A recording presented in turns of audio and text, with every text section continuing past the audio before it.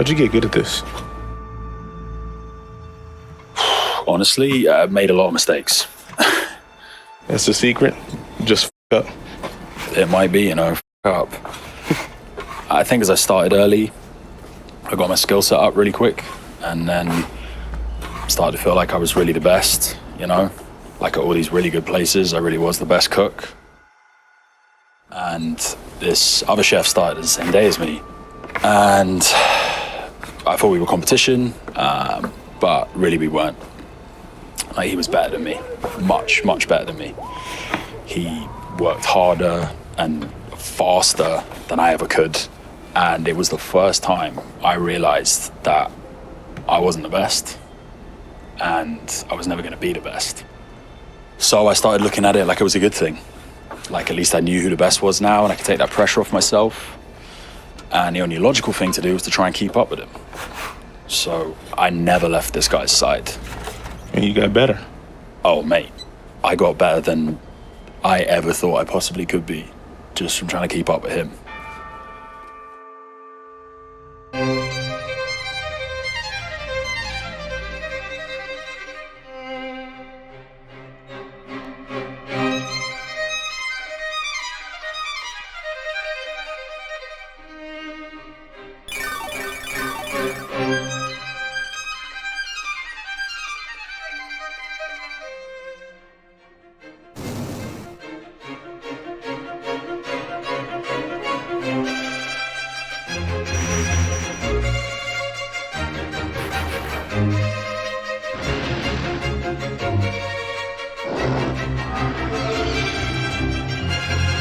So was it worth it?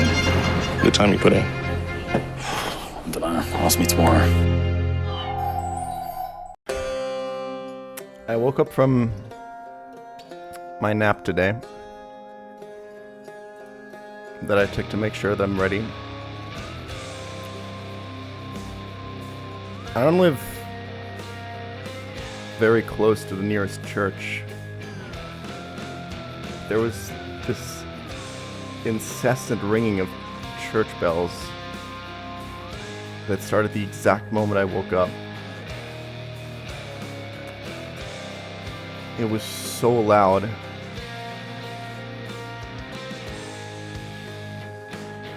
And I was just wondering, is it a wedding? Or is it a funeral? I don't know. But it was definitely the end of something big and the start of something new. Good morning, gamers. I'm so nervous. Whatever happens today, we made it far, and we're up here no matter what. Let's save the Pokedoku for now. I have my notes. I made sure they're extensive. I triple checked them. This is it. 4 months of sitting here with you guys and planning and memeing and crying about how shit this game is. Let's look at the team. That's not going to be that easy, is it? Let's look at the Fallen one more time. Here we go. Good luck, Jam. Mighty and anew, how far this f***ing run went. Unreal. Shout out to the goats. Okay! It's time! Introducing the first Elite Four member. This one we all knew was coming. And remember all caps when you spell the man name. We've never been more back. Good luck and do it for Joella. Welcome MF Doom, baby!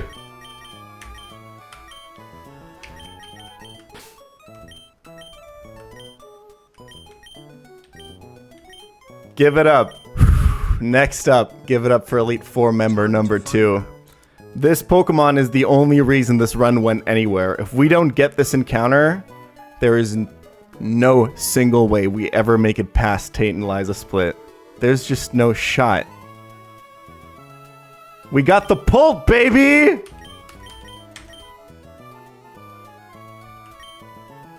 What a god. Next up. Bang a monologue. In a dark moment, when we thought there was just no good encounters coming for the rest of the run, or we thought we were f***ed. We'd made it past Seafloor Cavern, but what was coming after? Give it up for the bear! Just kidding, it's Thundy. You gotta bring one roamer.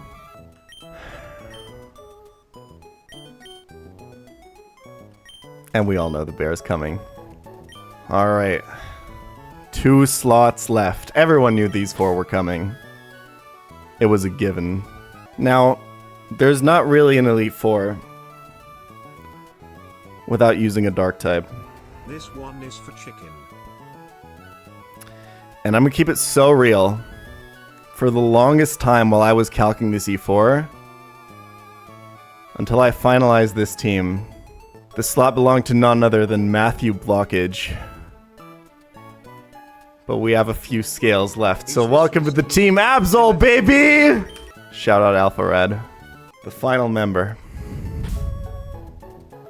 Here's the thing. It is tradition that every Elite Four Cinema time. in Run and Bun introduces something new. That somebody does something that's never been done before. Somebody brings a Pokemon that's never been brought before. GL bro. And unfortunately, another rule of the Elite Four is, unless you have a cracked box, you kinda gotta bring a fairy type. And I went back and forth a lot of what is more important. And there was only one fairy type in the box.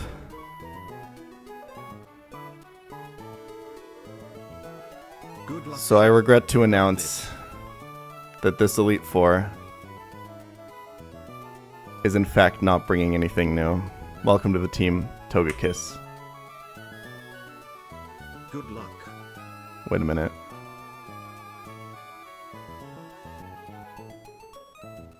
I'm just f***ing with you, it's Chris, baby! Let's go! It's kind of a fairy type. Not a single dragon resist in sight. 07.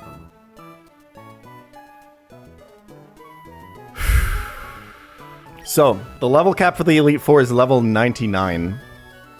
You cannot level higher than that, unless you save your rare candies. And we saved 2. The first one went on Urshifu yesterday, and the second one is going to go on Ursaluna This ball. to break the level cap one last time.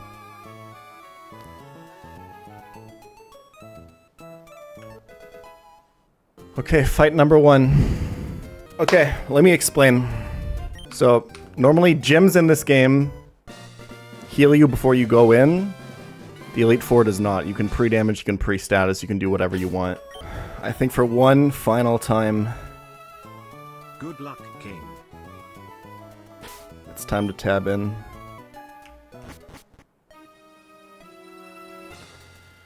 Okay, the way the Elite Four works in Pokemon Run and Bun is the 4 Elite Four members can all be fought either as double or as single battles. You have to fight 2 as singles, 2 as doubles, and then Wallace is always single. This makes planning interesting and fun, but there's a lot of back and forth on what to fight as what, as doubles or as singles. Let me heal up Pult. It's actually fairly important. We'll face 4 of greatest trainers in the region.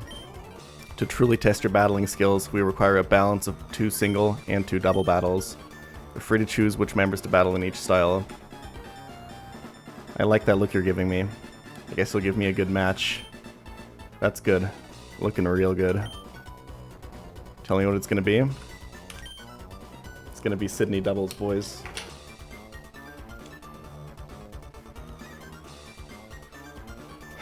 Let's lock the in. Come on. Sydney doubles. Let's do this.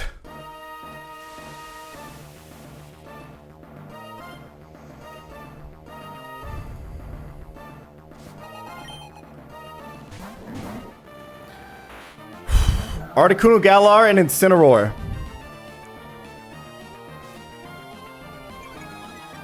We get intimidated.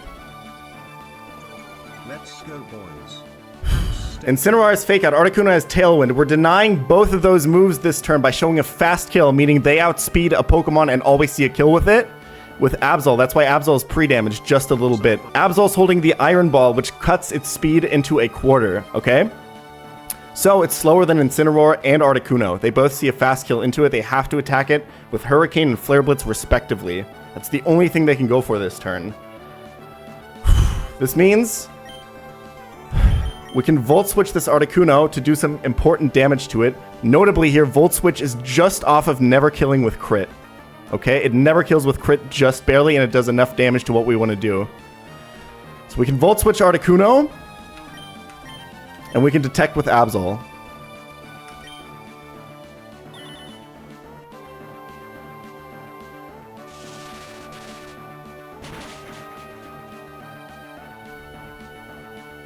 And we go to Urshifu with Choice Band.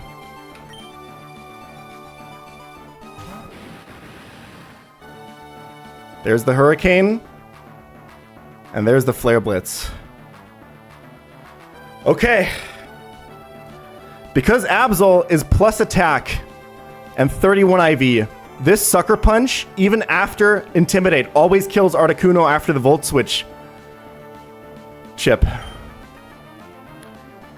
And Shifu, without being intimidated, and the Choice Band, always kills Incineroar even through Ayapapa Berry.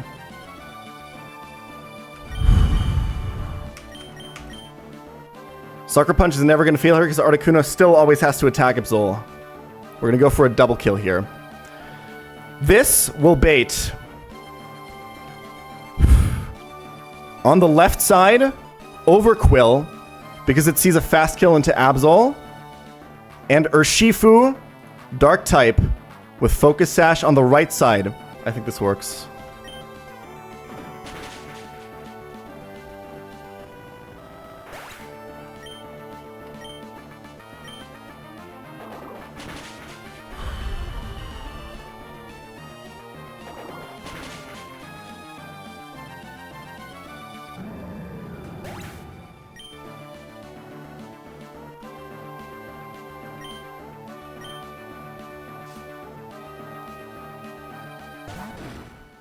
Yeah, it's Urshifu here. Okay. And Overquill. Shifu gets intimidated here, okay? Luckily, Surging Strikes is a move that always crits, so we ignore the defense drop, the attack drops from Intimidate. Both Urshifu and Overquill has to go for the fast kill into Absol here. Gyarados cannot come in on Urshifu here because we taught Thunder Punch, so it sees that I have fast kill on it. Normally we could detect with Absol here, but Urshifu has Unseen Fist, which goes through detect. We want Urshifu to get a close combat drop here. That's the only move it can go for on Absol, okay? It sees the fast kill into it. Overquill sees the fast kill with Gunk Shot. If Urshifu takes the close combat drop, this Surging Strikes always kills.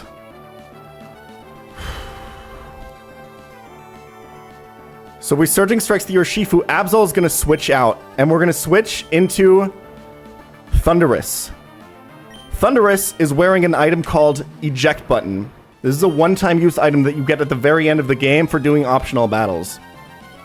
Eject Button means that if your Pokemon gets hit by any kind of damage, the Pokemon instantly gets switched out and we get to choose another switch in. This way, Thundurus only takes the close combat and never the Gunk Shot, okay? Now, if this close combat crits, we introduce some fiction to this fight. This fight is not consistent at all. There's a lot that could go wrong. Both if Thundurus gets crit here and the next switch in, which is going to be Dragapult into the incoming Gunk Shot, gets crit. If either of those things happen, we are potentially in pretty fucking deep trouble, okay? So let's dodge 2 crits here. Surging Strikes into Shifu. Absol switches for Eject Pack Thundurus. One more time.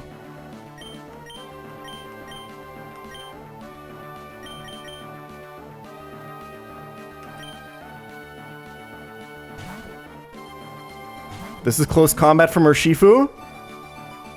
Here we go. Don't crit! That's not good.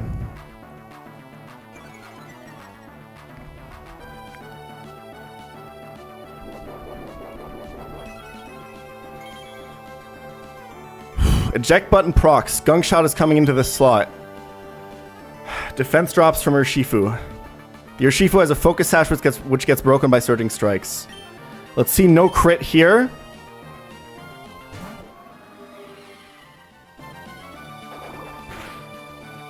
This always kills after the defense drops. And it should bring in Darkrai next. We need this to not be a crit right now. That's perfect!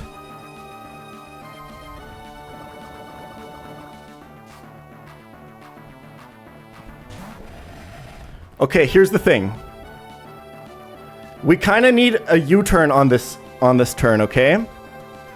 Unfortunately, Dragapult does not learn U-turn. But we can build our own.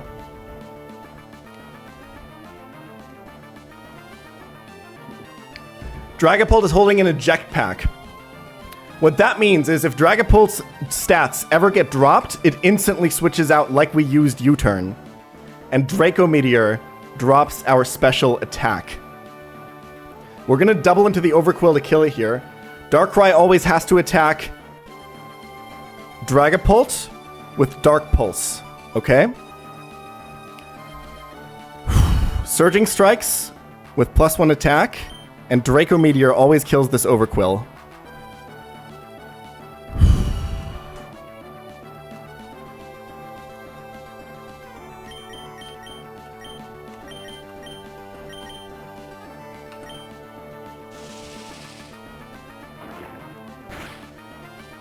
We get the special attack drop. That doesn't do a lot because it's Assault Vest, but that also means it can never kill with crit. Here's the U-turn. And because it's always Dark Pulse into Dragapult, we can go back into Absol, who always tanks a crit.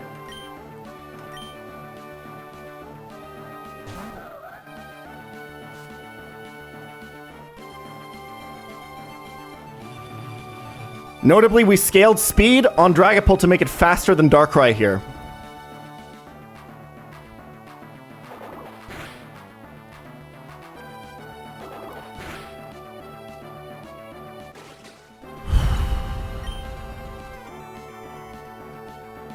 And this is the endgame position. Mega Gyarados and Darkrai. So, we got a lot of inconsistency coming up now. Again, we don't care about Intimidate because we're just using Surging Strikes. If all 3 hits of Surging Strikes minimum roll, even after the Life Orb chip, Darkrai lives on 1 HP here. And if that happens, we're in mega deep trouble. Both Gyarados and Darkrai have to target Absol for the kill here.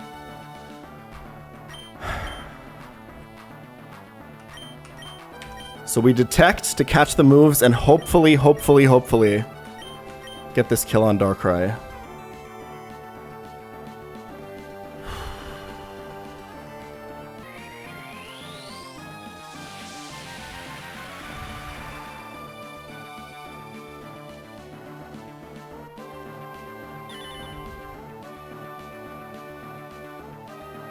Okay. Come on. Come on. Okay! Not out of the woods.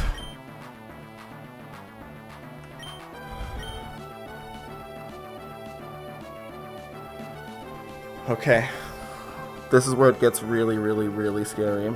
Because Thundurus got crit. Shifu is untargeted here.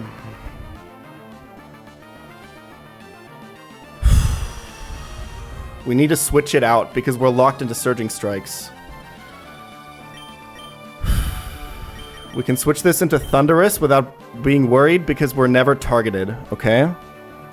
Because it always sees the fast kill into Absol.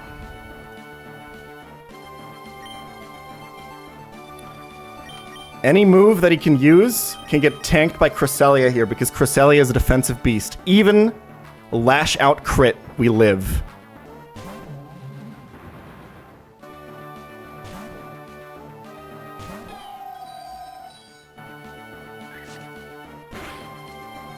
Okay. This is where it's really, really, really scary. Gyarados sees a kill with all 4 moves into Thundurus. We have to go back to Shifu. Because we got crit, this can also be Power Whip. If it chooses Power Whip and crits, we always wipe. It's a 1 in 64 right here. Fiction. There's nothing I can do about it. He can also miss Power Whip, so it's a little bit higher to survive. We might as well Volt Switch.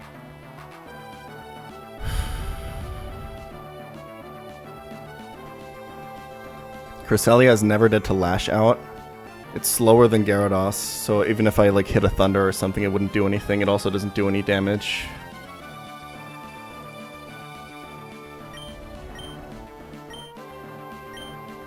I'm gonna switch just in case I'm missing something, because this is always safe.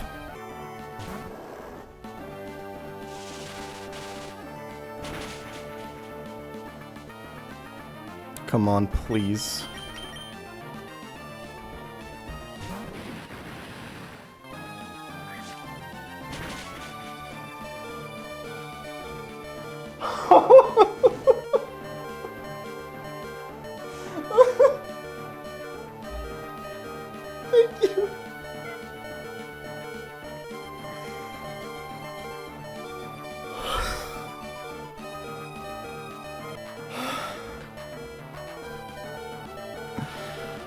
One more round.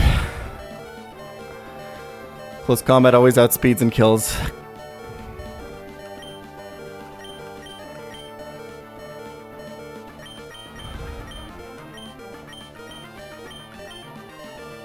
All caps!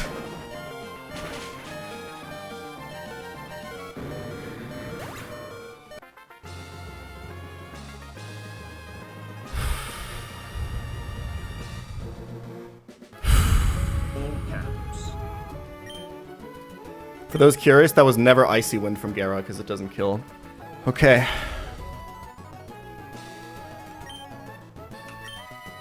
Most important part here of prepping this next fight is Absol's HP. We need to get as close to 207 HP without going over it. Everyone else gets fully healed.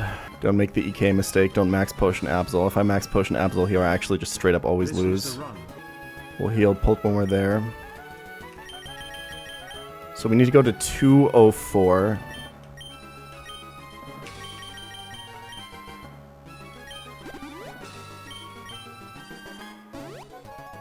One more. This next one's pretty fun, I'm not gonna lie. It's really close to being a 3-mon line, it's technically possible. Neither Ursaluna nor Cresselia carrying an item because we're dealing with knockoffs. Phoebe! Traditionally fought doubles in most Elite Fours in this game. We're gonna do singles.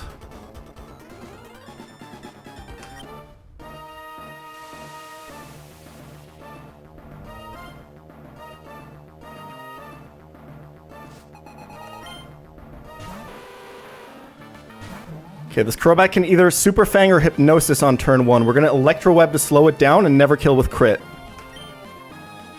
This is why we're wearing a Lumberry.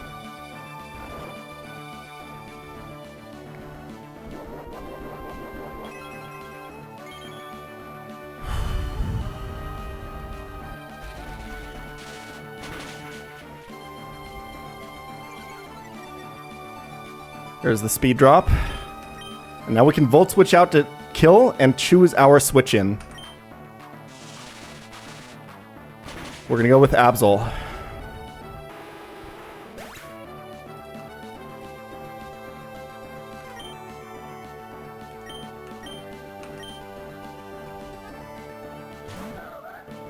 And this is gonna bait Gengar.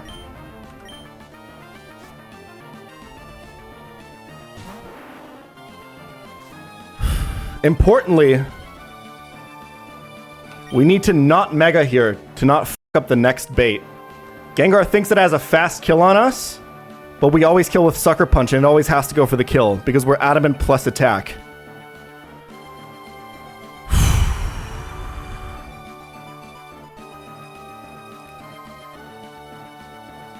We have to not Mega to bait in the next Pokemon. Not Mega Sucker Punch always kills.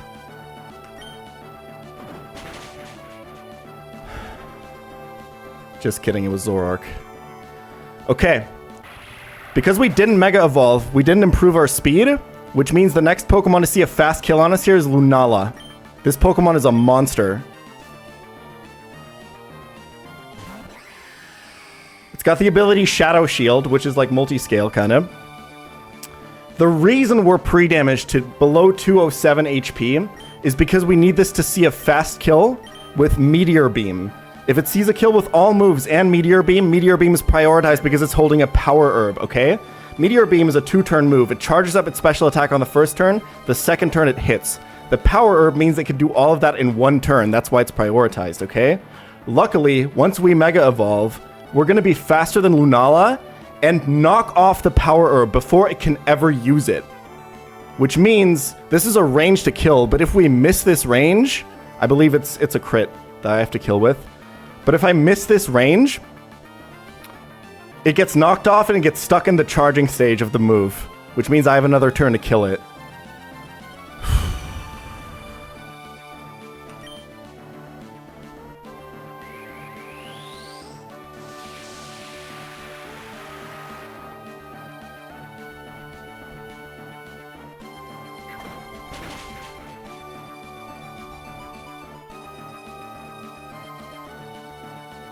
There's the charge up.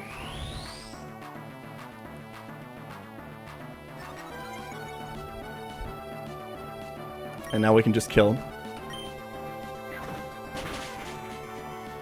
Next up, for seeing an outspeed and kill, is Marshadow.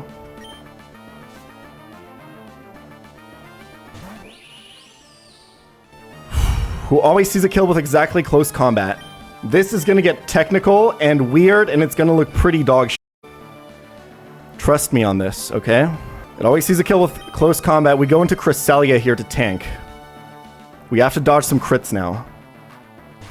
Or no items so that knockoff doesn't do bonus damage. But most damage you can do is with Shadow Sneak. Admittedly, he does have Technician. So he gets special defense dropped here. Which is important because now my Psycho Boost sees a slow kill on it, so it can't use Bulk Up. The AI cannot use setup moves if you are slower and see a kill on it, okay? With your highest roll. The problem is, for this strat to work as consistently as possible, there's two ways to do it. Both are kind of risky, but I'm pretty sure the safer way to do this. I need this to get another close combat drop. Future Sight out-heals Shadow Sneak. Sorry, Moonlight out-heals Shadow Sneak. We only have 5 PP to do this. But we can do it. I think this is the right way. This is going to start getting really scary if it crits us a lot.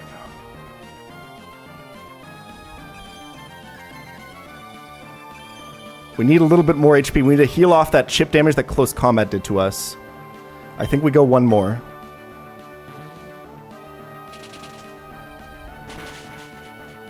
Okay.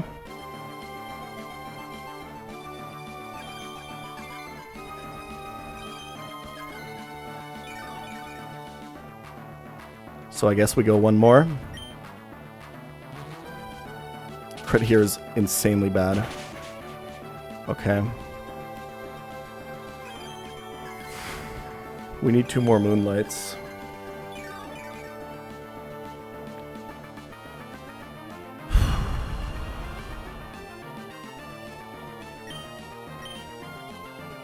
So we can go to Bear on this Shadow Sneak.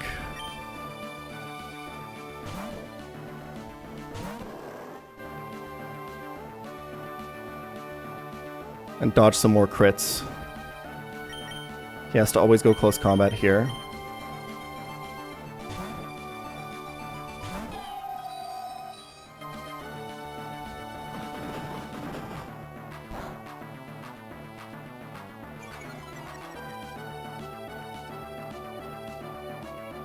Let's heal up again. Let's see no crits.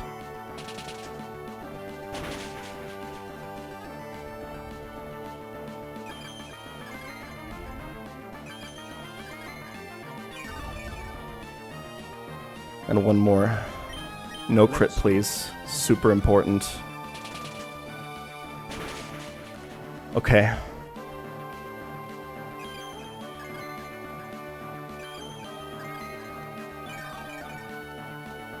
We need to dodge one more, kind of.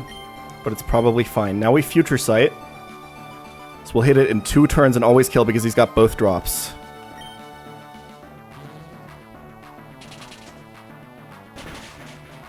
Okay.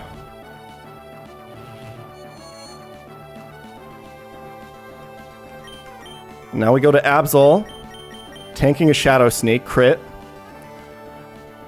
The reason we did all of this... The reason we need the second drop is because we need this Future Sight to always kill after. Because we can get... The problem is if he crits Shadow Sneak here, we can get put into Shadow Sneak range. We don't want that.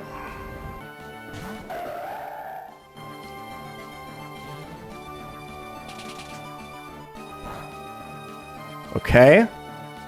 Future Sight is going to hit next turn. We can simply detect.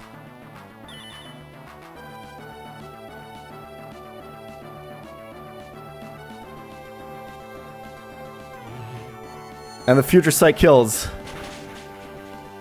And now it's checkmate for David Bowie.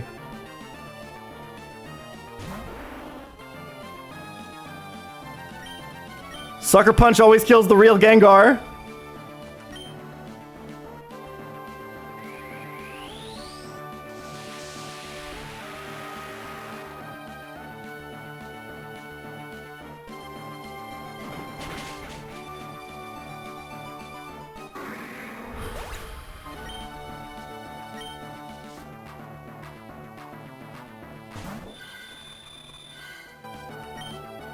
And Knockoff always outspeeds and kills the Gothitelle.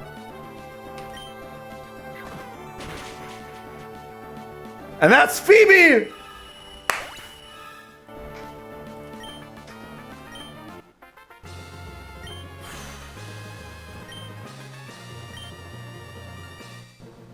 Forum online.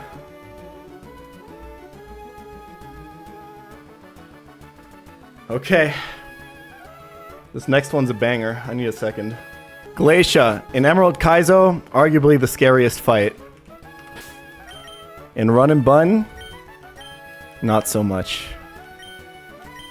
I want you to pay attention during this fight and count how many moves Glacia's Pokemon are going to get off. The key to this fight is that it's Glacia doubles, by the way. We're not doing Drake doubles, if you couldn't tell. The key to this fight is that Glacia Doubles is a Trick Room team. This whole team is so f***ing slow. Let's go Glacia Doubles, baby.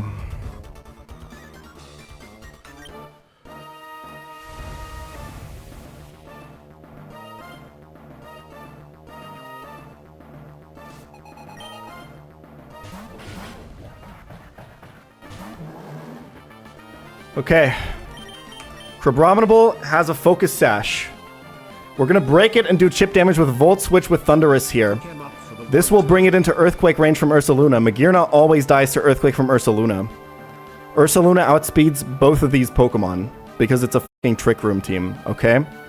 We can Volt Switch here, and we can Earthquake to kill both. Now, we're going to switch in Urshifu into the Thunderous slot, and that means Urshifu is going to tank the Earthquake, okay? However, crit barely, just barely, never kills Urshifu.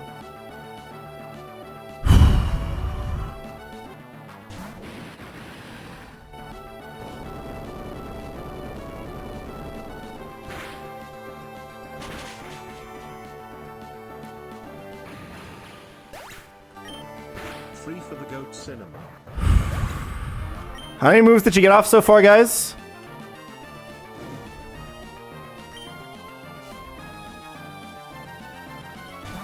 Urshifu baits Calyrex because it outspeeds and kills everything else on this team.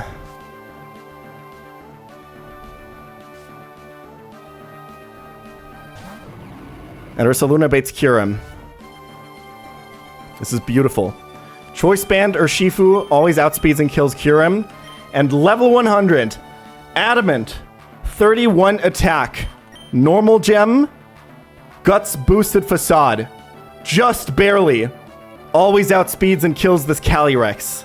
There's nothing else in the game that can do this.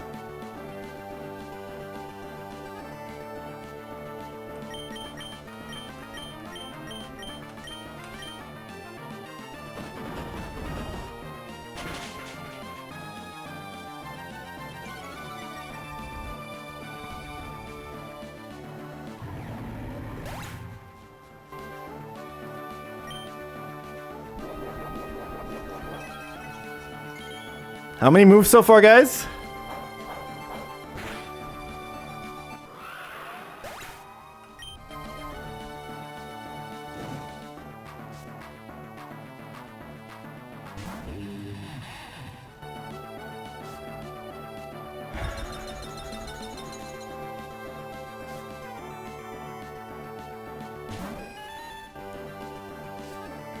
And finally, +1 close combat from Urshifu. Always outspeeds and kills the Porygon 2 through the Eviolite. And Fire Punch. Always outspeeds and kills the Abomasnow.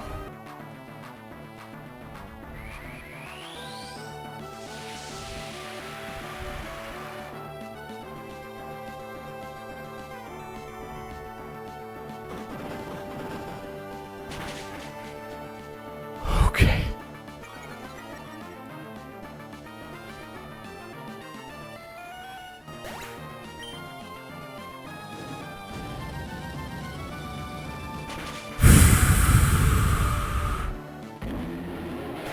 Note that had Urshifu gotten crit there, it actually never would have taken hail damage.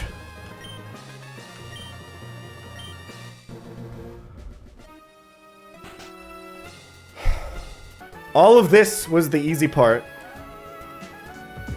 This next fight is the hardest one.